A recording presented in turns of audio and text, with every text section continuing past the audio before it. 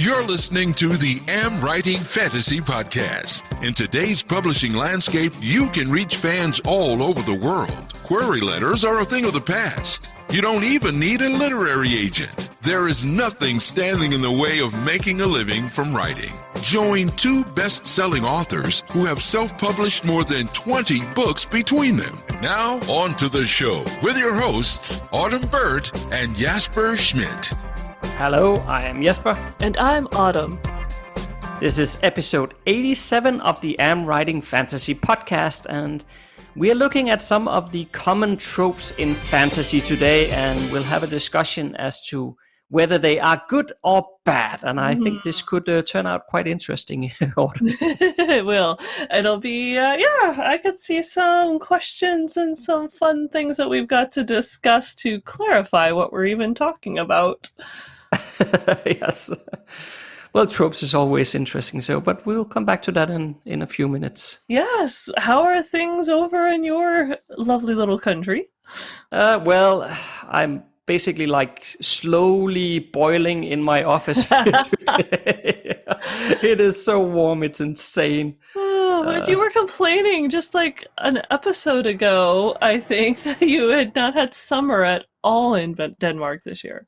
Yeah. And I just told my wife, and I can't remember if I said this on the past episode as well, but I told her, I bet you once our summer holiday is over, the weather will turn really warm and nice. And voila, there you go. Now we have 30 degrees Celsius, actually 33 yesterday. That's warm. So we spent the day at the beach yesterday. That was quite nice, though. That would be lovely. And what are the beaches? I mean, do you have sand beaches? Are they pebble beaches? What are they like over there? They're sand beach. Nice. Oh, nice. Yeah. But it's just a shame that it isn't vacation time anymore, You don't sneak away on the weekend. At least you don't have major COVID restrictions. You got to go to the beach. Yeah, it's not too bad here. Over here, and I was just emailing earlier today with a reader on the email as well, and trying to show my sympathy for you guys in the US. It's really bad, and especially compared to how it is here, we are in a very much better place than you guys. Yes, I think only New Zealand is doing better than even you. They're awesome. Yeah, it's quite dire over here still, and only getting worse. But this fall will be fun. Yeah, we'll see. Well, we try to stay away from politics here. Yeah, we will. So quickly shifting topics here before we getting into politics. Things are also finally moving forward with our house sale. That has been like an ongoing topic for a long time now. But things are finally moving forward. That's so exciting. Yeah, so it's not final yet in that sense, but it's getting there now. So we have somebody who put in an offer, and we have also agreed on the price. Oh my goodness. And we have also agreed on when they're going to take over the house. Wow. So the clock's sort of ticking. Sort of, yeah. The only condition in the whole deal here is that they need to sell their apartment first. And if they can't sell the apartment, then of course the whole thing is just going to take a long time. But it is an apartment in a very pretty expensive though, but very popular area of Copenhagen that they live in today. And they said to the real estate agent this morning that there was two people who came and watched the apartment over the weekend, and both of them said that they want to buy. Oh, that might be really good. Yeah, so that is really good. I mean, it could be that if all goes well, I would say before we get to the end of August, like in a couple of weeks from now, then we could have sold the house and be planning to move. Oh my goodness, that would be fantastic and exciting. And I think that's going to put you behind on the timeline we have mapped out, but that's okay. We'll figure that out, I guess. Probably, yeah. We'll see. It depends also, because the thing is that we would like to build a new house, and there is no lots at this point in time in the city where we want to move to that has any lots for sale. So that means that we have to find something to rent temporarily for a while so we can stay there. And that's sort of the joker in the whole thing right now, that we don't know, is it going to be easy to find something to rent or not? We'll see. We'll see. That's the part we don't know at this point in time. Gonna be living like me, like a gypsy, with things still in boxes. Just be really, really good at labeling what's inside your boxes. That's about all I can say. Yeah, the most important thing is that I have my laptop. Absolutely. And of course the internet router. Then most things will work then. And that is the catch of being a writer. As long as you have those things, it's not a huge amount of equipment. You'll need your microphone and a few other things, but you'll be all right. Microphone as well. Yes, that's right. Excellent. But how's you been? Oh, it's been, pretty good. I guess if you hear any traffic noise, I apologize. I snuck off at literally the last minute yesterday. My husband was doing a trip up to his parents who live in Maine, where we live for 18 years. And so it's sort of like what you said. It's summer, the last trip he's going to do for the summer, and Maine and the coast and lobsters and the ocean and sailboats. These are some of my list of my favorite things. So he was sitting in the car and I'm like, but can you wait an hour? And threw some stuff in a bag, my laptop and my microphone obviously as well, and ran off up to Maine with him. And so we had some lobster last night on the beach, on the wharf, right at a Lobster Pound. That's nice. Yeah, right off the boat. And we're going to go to our favorite pizzeria, I think, tonight, which is different. And so, yes, it sounds strange because COVID is horrible in the United States and so many states are locked down, but we came up from Vermont, which is about the only state in the entire United States that's still green. So our state is doing fine, and Maine is it's one of the least populated states as well. So it's doing okay as well, but we'll definitely be cautious because I don't want to get sick, because I'm writing the last chapter of my current work in progress, which is the first book of a new post-apocalyptic kind of urban fantasy trilogy. So I'm so excited. It's been over a year since I was finishing writing something, because things have just been so crazy busy with everything we got going on in life. So it always feels momentous to stand there and looking down the word count of 2,300 words, and I'm done with over 90,000 words of writing. And even though I'm not publishing until I finish the next two, I just feel kind of that warm hummings feeling, and it feels good. Very good. Yeah, and you're also working on the world building course, so you don't have any time to be sick. I do not. Between that and some commissions on my other side of my writing, coaching life, writing coach and graphic design life, I'm so busy this month. It's not even funny. I'm going to hire my husband, I think, to help. Yeah, maybe that's a solution. I think so. A week on the internet with the AmWritingFantasy Podcast. Okay, a few things to cover here, but I wanted first and foremost to give a huge shout out to Iris, because she increased her pledge on Patreon. Thank you so much. I mean, you've been with us for a little while now, but you know that you believe in us enough and that you appreciate us enough, and we appreciate you, that you actually upped your pledge. So thank you so much. Yeah, thank you. That really means a lot to us. And I should say as well, if you, dear listener, haven't checked out Writing Fantasy and all the awesome rewards that we offer to our supporters over on Patreon, now is the time to do so. The link is in the show notes, but I can even say that within the next few months, we are actually planning to give all Patreon subscribers a great gift. Hey. But I'll leave it that cryptic for now and keep it as a surprise what this gift is all about. But That's you might want to go and check it out now. Yes, we have it figured out and planned, but we're just doing one chunk at a time, and we have other plans for August, but it'll be exciting. Yeah, absolutely. I could also mention that in a few weeks from now, we are going to record a podcast episode about how it has been like to launch our 3 nonfiction books. So the books on how to get story ideas, our plotting guide, and the associated workbook. And we released those wide here in 2020. So we're going to record a podcast episode about how that went. But I can't say that they all became bestsellers upon release.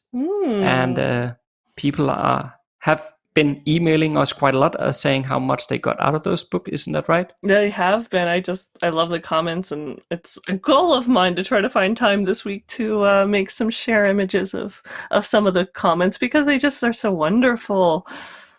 Absolutely, yeah. So if you haven't picked up any of those books yet, we've included links in the show notes for those as well.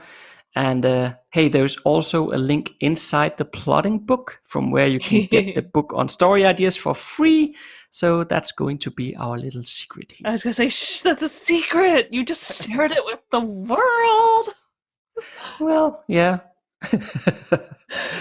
That's fair enough. And I thought it was funny. I don't know if you saw the comment. I know we recently launched the podcast episode where you interviewed Mira Lafferty, who has written for Star Wars. Yeah. I don't know if you saw the comment in the AmWritingFantasy Facebook group, but Andre said, wow, score 1 for AmWritingFantasy. Respect. So I know you did that interview, so I wanted to make sure you saw that one. It was just such a fun comment. And I thought Joanna Penn, when you had Joanna Penn on the AmWritingFantasy podcast, that was big, but apparently Mira Lafferty got a higher rating from Andre on that one. So that's fantastic. But writing for Star Wars, that is pretty cool anyway. Oh my goodness, I know. That just gives me the And she's chills. like a multi-award winning author as well, so that's pretty cool. Yes. Like Hugo and Nobel, yeah, it's amazing. Yeah. So that's fantastic. Yeah.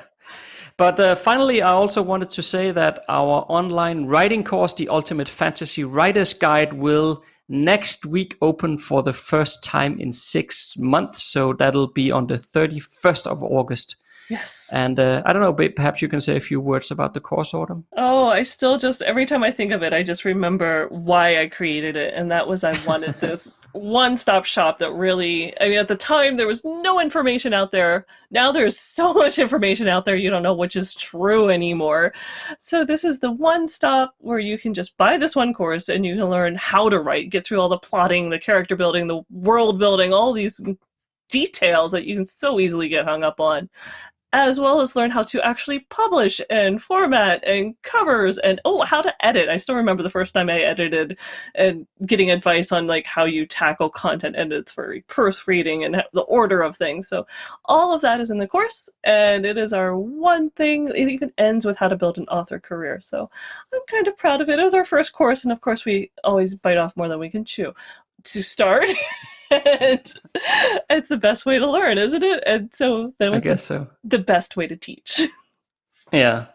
And again, also here, we've included a link in the show notes so you can go and check it out. But I should mention, though, that the course will not stay open for very long. No. So come early September, we're going to close it again for another 6 months. So if you want in, now is the time to do so. As soon as you listen to this episode, go and check it out. At least early September will be the latest point for you that you need to check it out. Yes. But we have reduced the price, though, of the course by $100. That is our big announcement. I mean, with everything going on in the world, and we just felt we needed to do something. So this is an amazing opportunity. I don't know of many big ticket courses that are doing a reduction like we just did. Yeah, I don't know, but yeah, as you said, with COVID-19, and a lot of people are finding themselves struggling with finances at the moment, right? So at least that might be a bit helpful to knock off $100. So yeah, we'll see. But anyway, click that link in the show notes, and there will be all the details on that page about exactly what the course includes. And there is money back guarantees for 30 days, no questions asked, and all that good stuff anyway. So you can safely check it out. Anything else, Autumn? No, I think that really, those are some big announcements. So I want to get into tropes. And on to today's topic. Okay, so maybe I could just start by mentioning what are tropes. I was going to say that we need to define what a trope are and compare it to maybe what a stereotype, what are the other things that people confuse a trope with?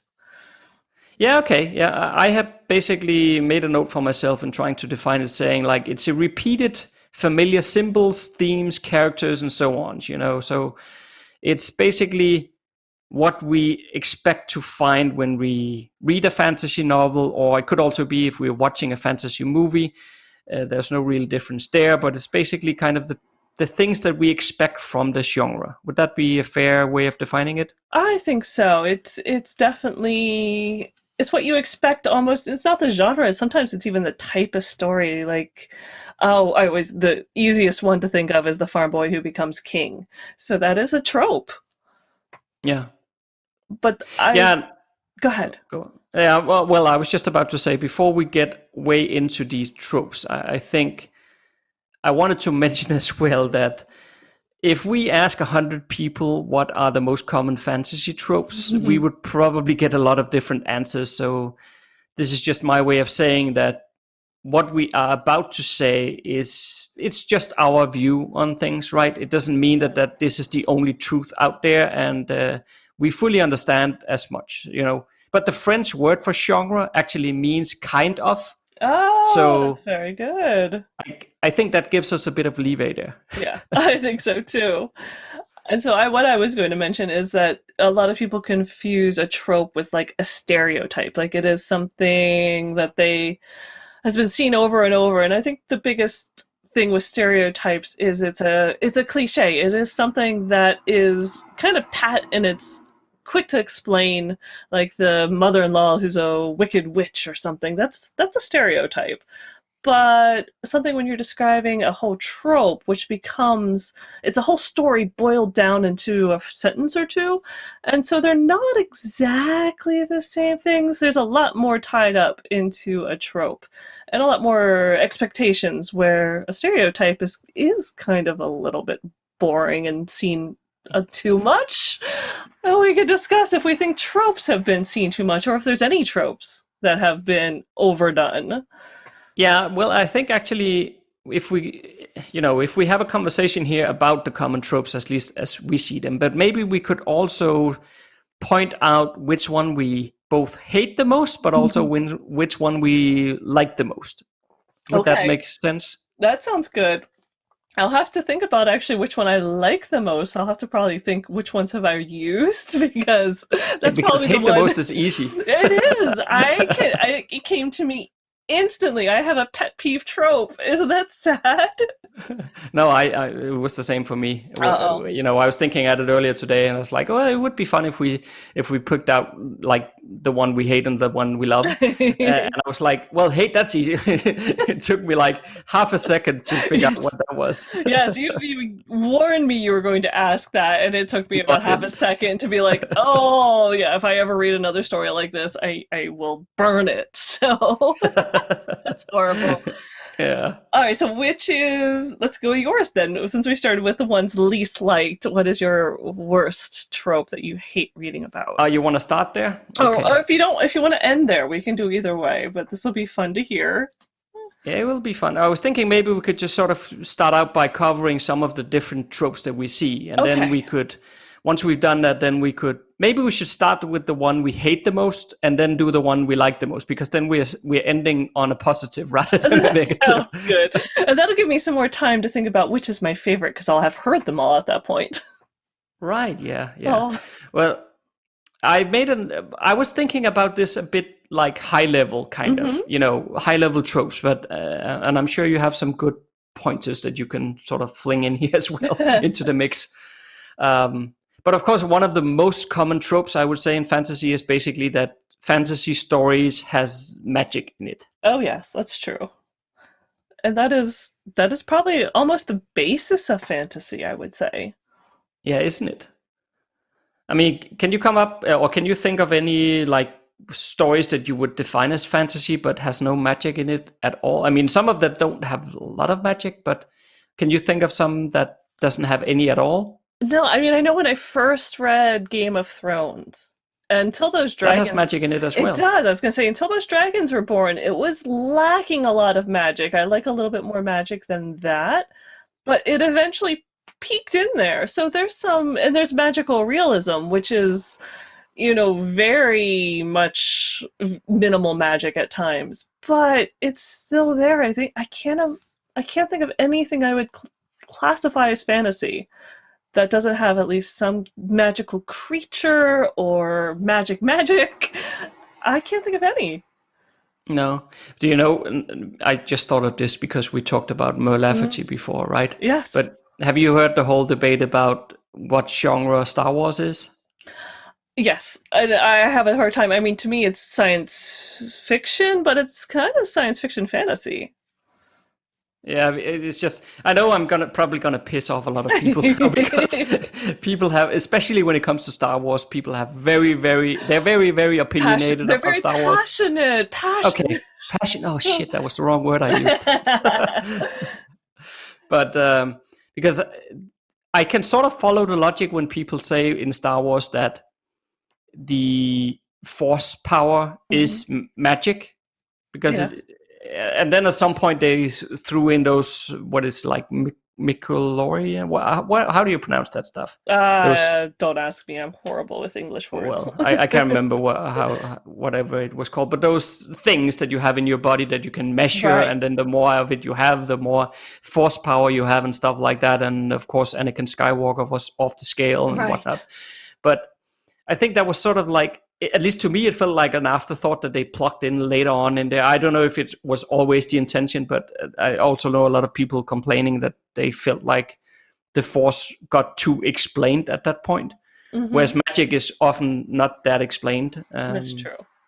But at least in my view, I'm yet to read a fantasy book where a starship all of a sudden flies by, so I would still say Star Wars is sci-fi, but okay. I think it's that genre mashup of sci-fi fantasy or science fantasy, and that is a genre of itself, and that's kind of a fun one. I mean, I think Doctor Who fits into science fantasy, because I always complain that the stupid screwdriver, he has this thing that it's supposed to just do one thing, and he uses it like a magic wand and can fix anything with it, and I just get pissed off whenever it happens because I want rules with it, and it just doesn't exist.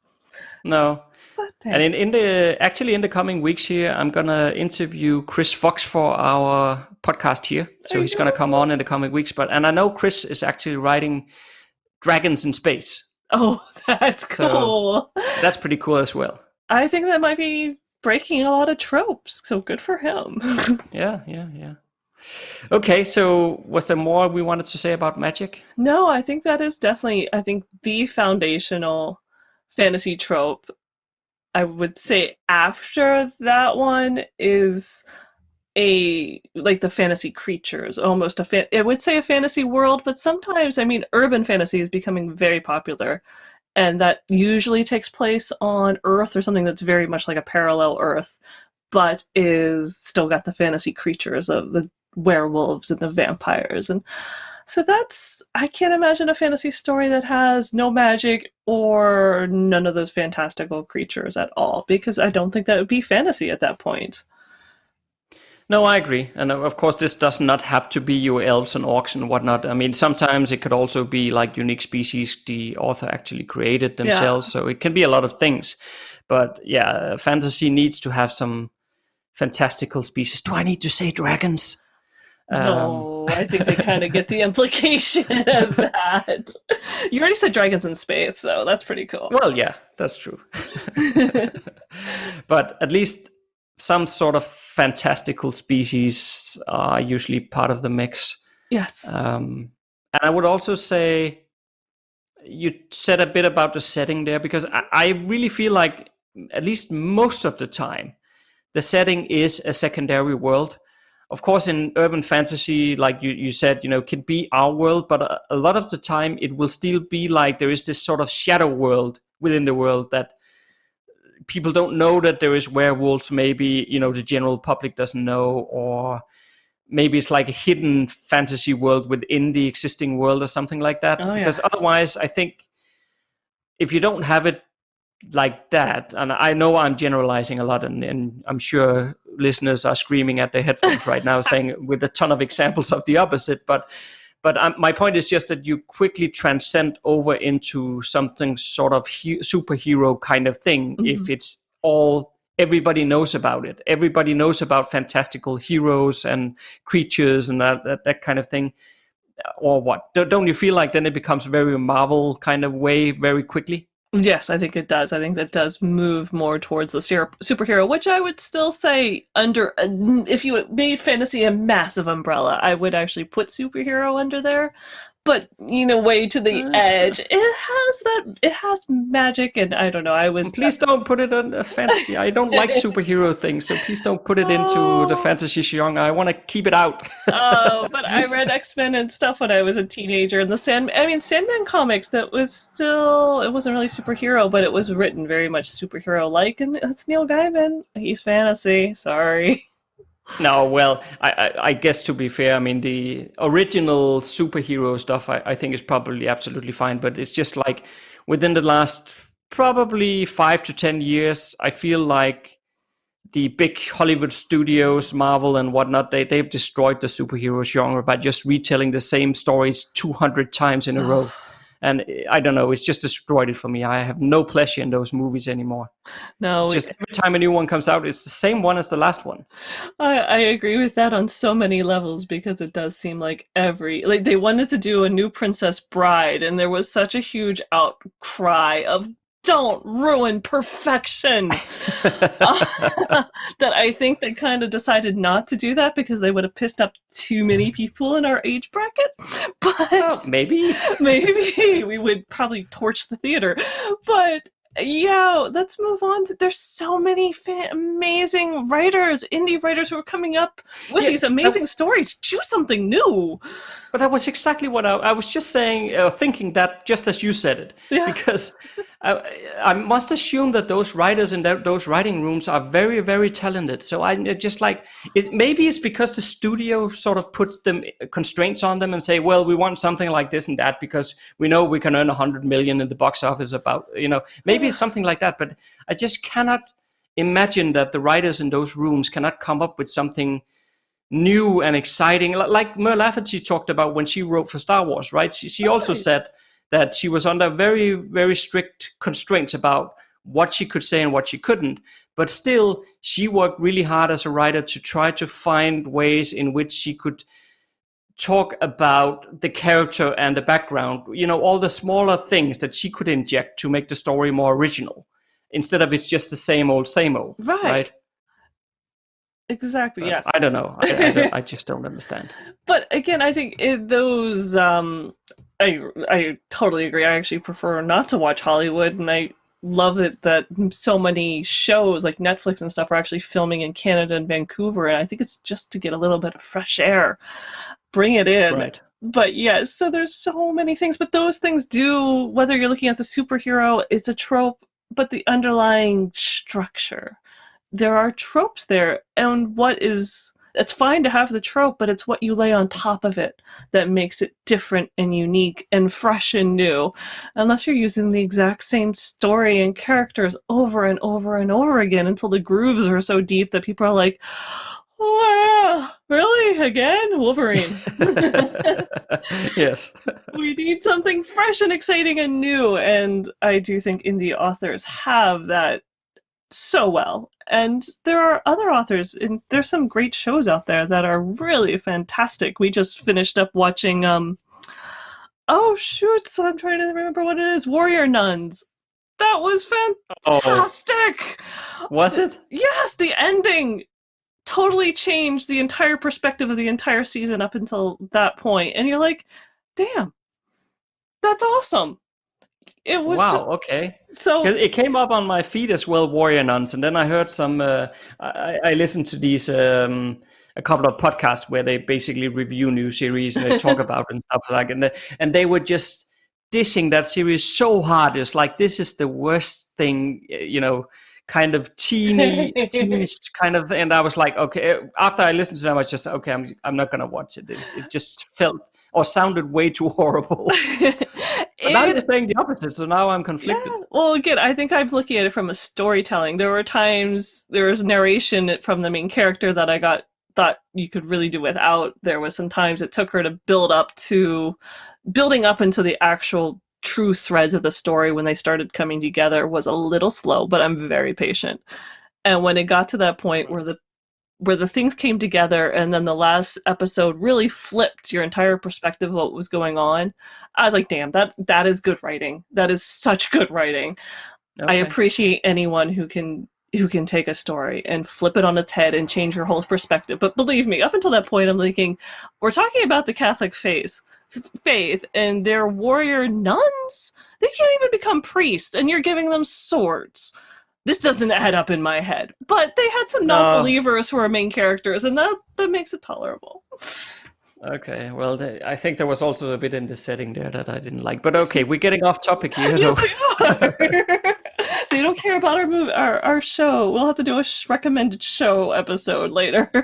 Yeah, maybe we should. All right, so what's the next trope we want to think is pretty general? We're still not doing our worst favorite, because we still haven't gotten to the one that I cannot stand yet. No, well, maybe if you have more, you can inject it, because the two I have left is the one I hate and the one I like. All right. So if you have some more you want to inject, then maybe you can do that first. All right. Well, I'm going to skip the one that is my least favorite. So I know one of the ones that is very often used. It's not been used as much recently, but it's like the secret heir. So it's the person who was born noble and doesn't know it. Okay, this is almost like Sleeping Beauty, I guess. I mean, she's the princess. She's sent off to, grow up in the forest so that no one will come and, the curse will not happen. So that actually is a trope that's been used. A lot of these fairy tale types of stories have these tropes. So some of the oldest stories we have, and they've been passed down for generations. And so they're still being used today. I mean, if you think about it, Romeo and Juliet, the star-crossed lovers, that's a trope too. Usually in romance, but I've seen it as a pretty strong subplot to some fantasy ones as well. Right. And you did mention Star Wars, so the evil empire, the evil overlord. Believe it or not, that is not my worst groaner, but that is definitely one that I've gotten tired of seeing, where you start off a story and you just have evil and they're evil. And I mean, unless you're writing about Lucifer or the devil, or I don't know, pick another cosmology that has, a good and a bad side, and they're just evil from the side of evil. That is another one that's, unless you're adding some gray tones and some explanation why they're evil, I definitely think that one's kind of been overdone. It's interesting because some of the stuff you're saying I'm going to come back to. All right, it'll be fun. Yeah. Some of the other ones I've seen, you made me have to open up like my book of my filing cabinet. We were joking on Patreon, Irish and Ian, that my organizational system in my brain is actually a massive filing cabinet. Huge bureaucracy, immensely boring, but so well organized. So you need to fill in forms to get access to certain areas? Sometimes, yes, definitely. in 10 different copies? Some of them are in blood. You got to watch out for those. Yeah, okay. But the reluctant hero. And again, I think it's another one where it's not as rare. I mean, normally we have most of the heroes I think written about today are more go-getters. They're very few who are going, but I don't want to have to go fight the dragon. But that is definitely something that's there. Yeah, I agree. But I would almost argue that can be in almost any genre. In thrillers or whatever, you can also have the reluctant hero who doesn't really want to take on the task ahead of them. I am not sure that's a fantasy trope as such. Yeah. It's just a storytelling trope, I guess. Yes, but it's one that definitely crosses into it. Yeah. And I'm not sure. I guess, I don't know if you'd call it a fantasy trope, but like the mentor trope, where you always have the kid who gets helped by the mentor. Or even you could have the one where it's like a young boy basically redeems the older hero who has done something in his past. And so that's another one that, if it's done well, can be amazingly powerful and redemptive. But if it's not done well, you kind of feel like, I've seen this before. Yeah. But I guess you could say that with everything. You have to layer on characters that are very three-dimensional. You have to layer in a world that feels real, and it's all got to come together to be its own driver. And without that, any of these can really feel like they just have been seen and done before. Yeah, absolutely. I agree with that.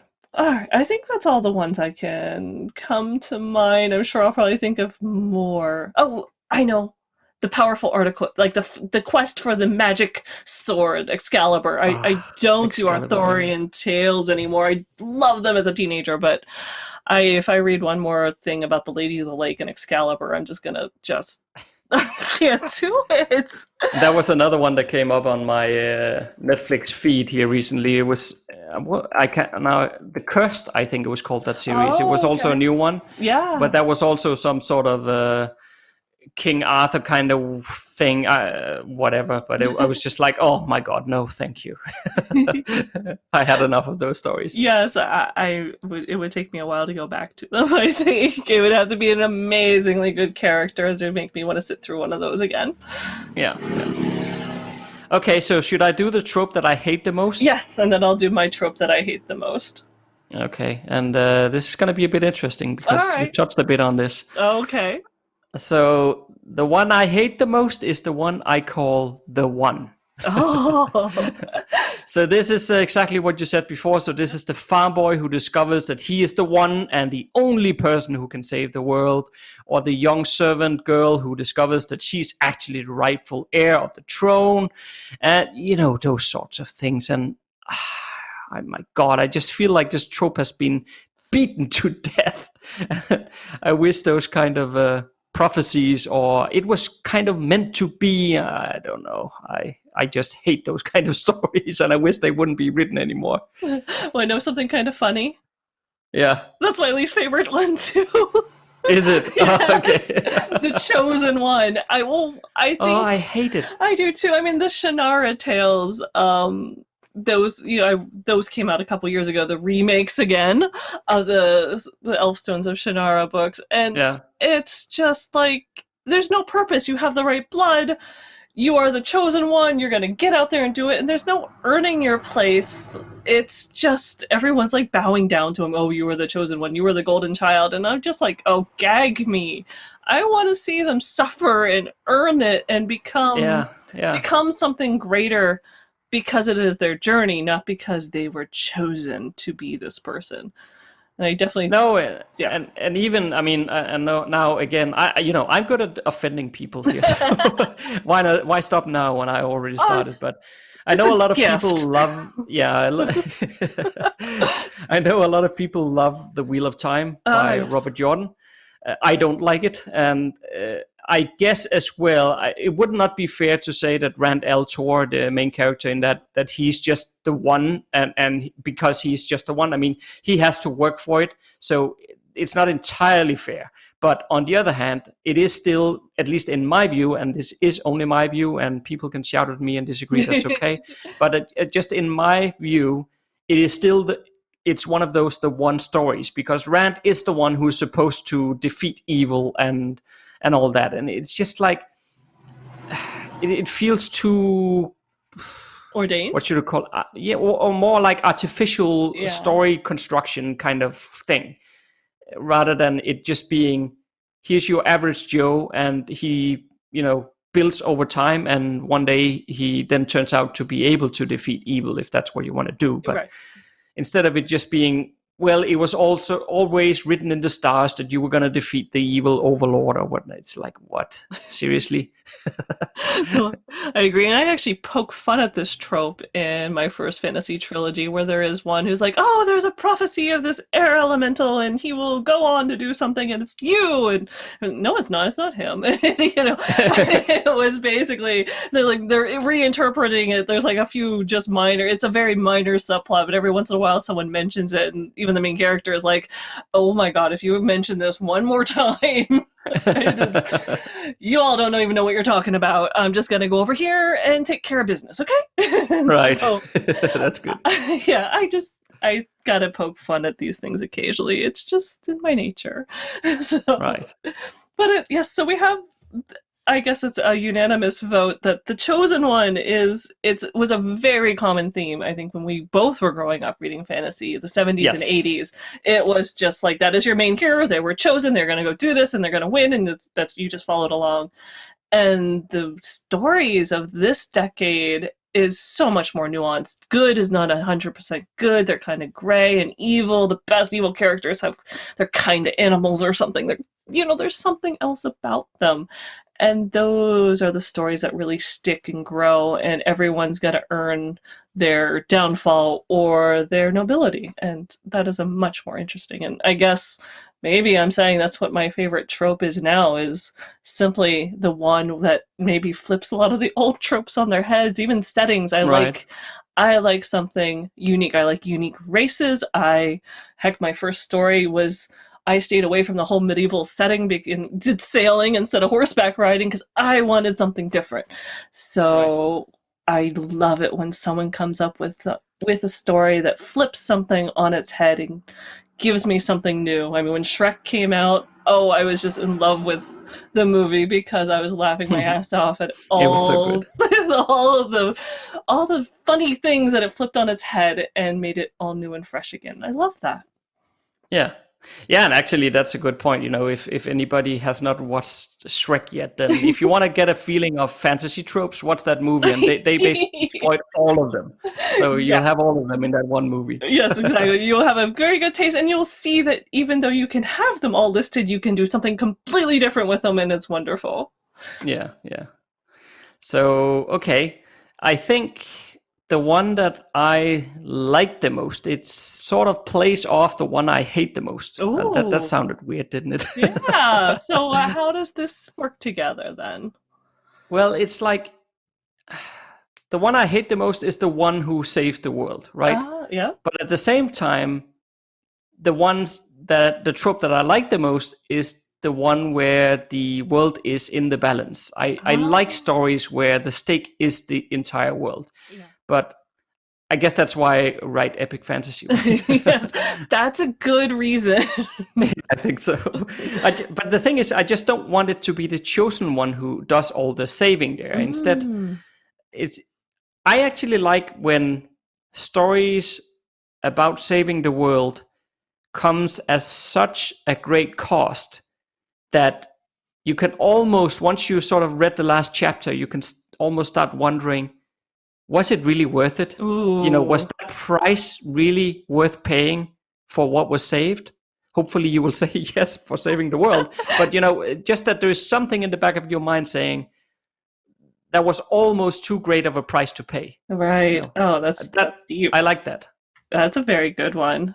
And I must say that definitely is impactful and would make people think. So that's fantastic. I could get behind that, which is good because we'll be writing books together very soon. So yes.